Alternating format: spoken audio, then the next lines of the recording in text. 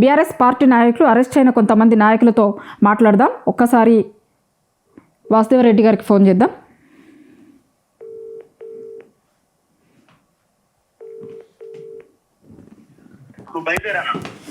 Hello Vasudeva Reddy గారు, మీరు లైవ్లో ఉన్నారండి?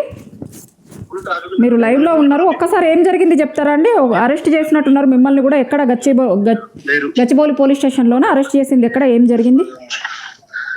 ఇవాళ ఒకటండి, ఈ ముఖ్యమంత్రి, రాష్ట్ర ముఖ్యమంత్రి ఆయన అంతా ఒంటెత్తి పోకడలు పోతున్నట్టు కనిపిస్తా ఉన్నది.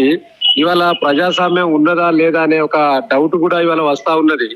ఒక పక్క ప్రజా విజయోత్సవాలను ప్రజాపాలన చెప్తున్న ఈ ముఖ్యమంత్రి గారు ఇవాళ ఈ రాష్ట్రంలో జరుగుతున్న పరిస్థితులు ఏంటండి? ఇవాళ మా ఎమ్మెల్యే కౌశిక్ రెడ్డి గారిని అక్రమంగా అరెస్ట్ చేస్తూ, ఆ అరెస్ట్ చేసిన సందర్భంలో మా మాజీ మంత్రి వర్యులు హరీష్ రావు గారు వారి ఇంటికి పోయి సపోర్ట్ గా ఒక పార్టీ నాయకునిగా పోతే తనను కూడా అరెస్ట్ చేసిండ్రు.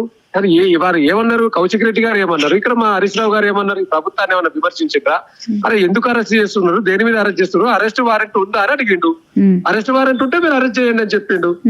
అది చెప్పక సమాధానం చెప్పకుండా ఈ పోలీసు వ్యవస్థ రేవంత్ రెడ్డి గారి చెప్పు చేతుల్లో పనిచేసినట్టే కనిపిస్తా ఉన్నది. వారు ఎట్లా చెప్తే అట్లనే పనిచేస్తా ఉన్నది. దానికి నిదర్శనమే ఈ రోజు జరుగుతున్న అరెస్టులు.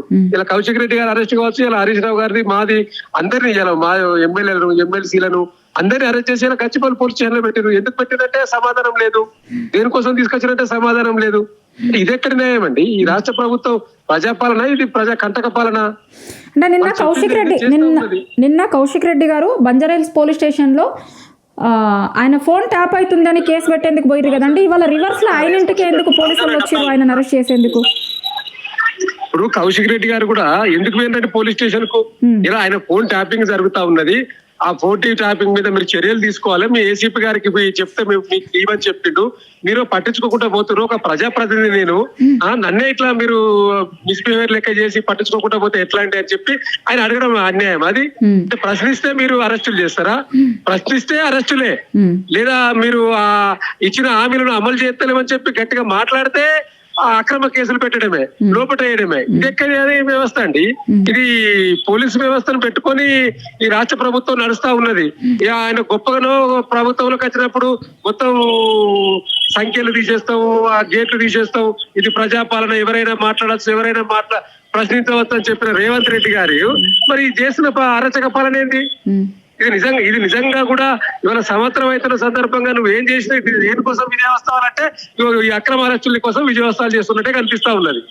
ప్రశ్నించద్దు ఈ ప్రభుత్వాన్ని, ఈ ముఖ్యమంత్రి గారిని ఏం అడగద్దు, ఈ ప్రభుత్వాన్ని ఇచ్చిన హామీల గురించి అడగద్దు, 6 గ్యారెంటీల గురించి అడగద్దు, 13 అంశాలు కోర్టు హామీలు ఇచ్చిండ్రు, వాటి గురించి మాట్లాడద్దు.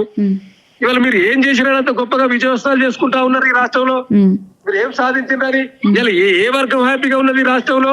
అంటే పేద ప్రజల కోసం అండగా నిలబడమే బీఆర్ఎస్ పార్టీ చేసిన పాపమా? అంటే వారి గురించి మాట్లాడితే, వారి గురించి ప్రశ్నలు ఎత్తి చూపితే మీరు నాయకులను టార్గెట్ చేస్తూ అరెస్టులు చేస్తారా? ఇది సరైన విధానం కాదు. ఇది ఇప్పటికైనా ముఖ్యమంత్రి గారు, మీరు సంవత్సరం అయితే ఉన్నది అధికారంలోకి వచ్చి, మీరు చేసింది శూన్యం ప్రజలకు. మళ్ళీ ఇంకా మీద ప్రజల పక్షాన నిలబడే పార్టీలను మరి నిలబడకుండా చేస్తున్న సందర్భం ఇది ప్రజలందరూ కూడా గమనిస్తా ఉన్నారు.